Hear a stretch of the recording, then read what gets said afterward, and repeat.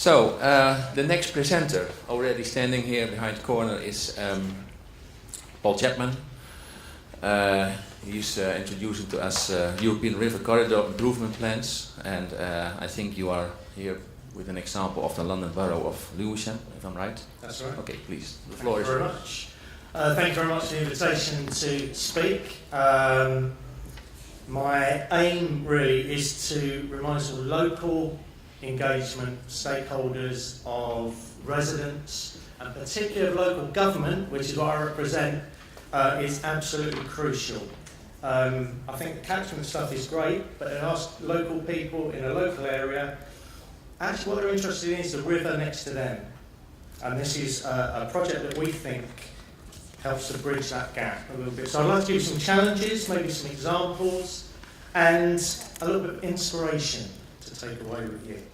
So, here we go. Just a little bit about the Interreg 4C funded ERSIP project. The real key to this is that in the countries involved, we have a local authority partnered with a national or a regional authority with environmental responsibilities. You might see one glaring mission on there, and that's in the UK. The guys from the EA unfortunately missed the trick on joining us on this one, and there were reasons for that, but just to say that they are fully supportive and fully engaged in the project that we're doing. So partners from Germany, from Romania, from Greece and from Italy, who on the first day were one of the runners-up in the poster prize, so you may have already picked up a little bit of what we're doing. What is ERSIP? Really, really simple. First of all, engage with local authorities, because they have the way of getting the message out to their residents. If you go to somebody and say to them, do you know what the Water Framework Directive is? No. What's that? No idea. If you go to someone and say to them, what do you think of the river in your locality? Well, I think you could do this to it. That's not very good, and we can't get to it there. So what are you going to do about it? And that approach, I think, is really key. What ERSIP is doing is starting that dialogue, getting people to engage and to agree. So this plan on the picture there is a jointly agreed document between my borough, Lewisham, and the Environment Agency about our joint work together on the river corridor, so that we're not always starting from scratch every time something comes up. We've already agreed what we want to do. And then the final step of the project is, well, can that be formalised? We're in the process in Lewisham of turning that into part of our local statutory planning guidance, so it has a real impact on planning policy. Why is it important? There's been too many lost opportunities over time.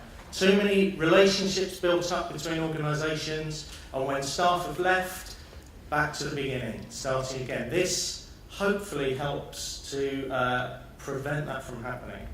And then an example of the photo at the bottom there, our colleagues in Italy getting local authorities along their river corridor agreeing in principle to work together for the benefit of that river corridor. A little bit about Lewisham to give you some context. We're in England, we're in London, we're an inner London borough, very urban, very heavily modified water body. Lewisham is in effect a city within a city. Okay, so we have our own mayor, we have our own policies and things, but we're also subject to this man, the Mayor for London, Mr. Boris Johnson, who fortunately has a lot of support for rivers and waterways in London and has done a lot of good work. And this was his visit to Lewisham. We were really proud to show what it was really about. How many of you recognise that sort of thing? An urban river. What does that say? That says, this doesn't belong to you. You can't go here. This is a problem. We don't want you to know about it. Go away. Water as well. Just get through as quickly as possible. You're not part of this. Local authorities, you will be pleased to know, are really changing their perspective on that. They're beginning to see the value of water. They're beginning to see the value of the rivers, and they're really, really keen on designing in rivers to what's going on. And this is where they need that dialogue and that engagement with those of you who are experts. in water. Now, the next picture is taken from exactly the same spot 7 years after this was done. Okay? A completely naturalised short stretch of river corridor, but the absolute key thing here is that this was done first. The river restoration was the first thing in the regeneration of the area. Very deliberately done to set a benchmark for the developers that came later, so that they couldn't say, oh, we don't care about the river, it's not part of our plans for our buildings and our blocks of flats and our leisure centre. We say, no, it's absolutely central to making this part of London somewhere that you want to aspire to live in. And this is 100 metres from a major transport interchange, a major shopping centre, a major route from London to the south coast, and it is a real peaceful, calm oasis in the middle of the city. Thank you very much. Did I want to say on this? Oh yeah, there's been a lot of discussion. I've picked up a lot of things about rural river restoration, and I would like to challenge people to say, actually, you get better returns. It might be more expensive and more difficult, but if you want people to know about it, get stuck into urban river restoration. 2/3 of the population of the EU live in cities. It seems to me probably 2/3 of the things I've seen over these few days are rural. Can we try and readdress that balance a bit? Hopefully you'll find that there are other local authorities just as keen as we are. It's a real benefit to our community. What can it achieve as a project? We think, well, I've said already, it gives you a pre-agreed starting point. You're not starting from scratch every time a source of funding comes out that might be useful. You've already got that together. You've agreed with your Environment Agency what their priorities are and how they dovetail with your priorities. And really interesting to hear the Commissioner earlier talking about the economic and the social benefits of river restoration. Please, please, please get that from us. That's really, really key. Right, this is my... Just in case you're a bit fed up with looking at me, you can look at this for the last few minutes.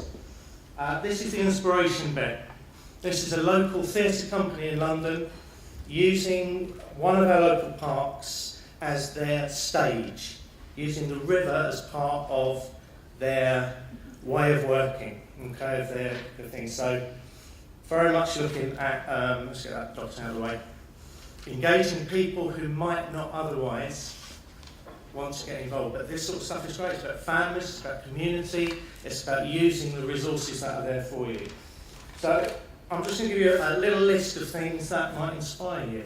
While you're thinking and looking at this, how many songs can you think about that reference rivers? Write a few down. I reckon we'd get probably a different one from each of you by the end of the thing. Local people do love their rivers, but you've got to tell them that or engage them with the message that they understand. And it's not, unfortunately, the Water Framework Directive. But what they do understand is that this is a brilliant community space, an oasis of calm in the middle of an urban area, something that is a benefit to them, a benefit to their children, to their families, to their health, to their economy, all of those things. So, engage with your friends of river groups, your river action groups, engage with people with planning surveys, with river cleanups, with clearing invasive species, a man-made mess, get them involved in nature walks, talk to them about bats, birds, frogs, anything that gets their interest, have music events, have history events, have play areas for kids, have education facilities, so get kids into the park to learn about the water cycle.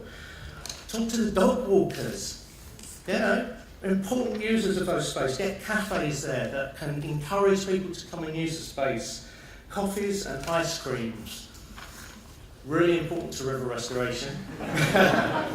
Because it gets people there. And then, when you've got them engaged, they really want to look after their rivers. They really want the best for their locality. So this is my message really as the rest of this plays out. Talk to your local authorities. I don't know if there are any other local authority representatives in the room at all. Next River, hey, good man. Next River Restoration Conference, I think there needs to be a load more, because actually we are the people that can help deliver on the ground what you guys are so passionate about. And hopefully you get the impression that we are as well. So thank you very much for your time.